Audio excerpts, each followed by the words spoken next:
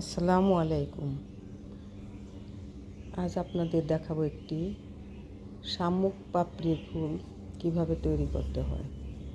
এগুলো বেশ সময় সাপেক্ষ, তাই সবগুলো দেখানো সম্ভব না।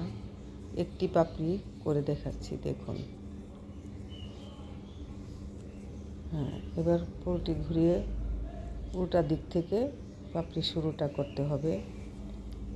এখন প্রথমে একটু ছোটো লং, তারপর আস্তে আস্তে একটু বড় করে এরকম 4টি লং করতে হবে।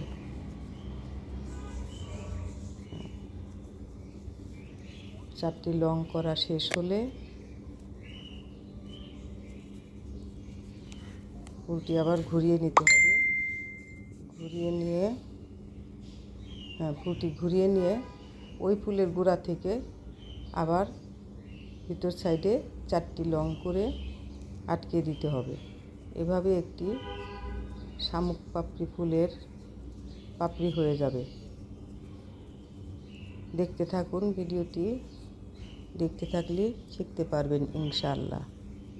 ভিডিওটি ভালো লাগলে লাইক, কমেন্ট ও শেয়ার করে দিবেন। সাবস্ক্রাইব করে সঙ্গে থাকবেন পরবর্তী ভিডিওগুলো দেখার জন্য। সবাইকে অনেক ধন্যবাদ। আল্লাহ হাফেজ। আসসালামু আলাইকুম।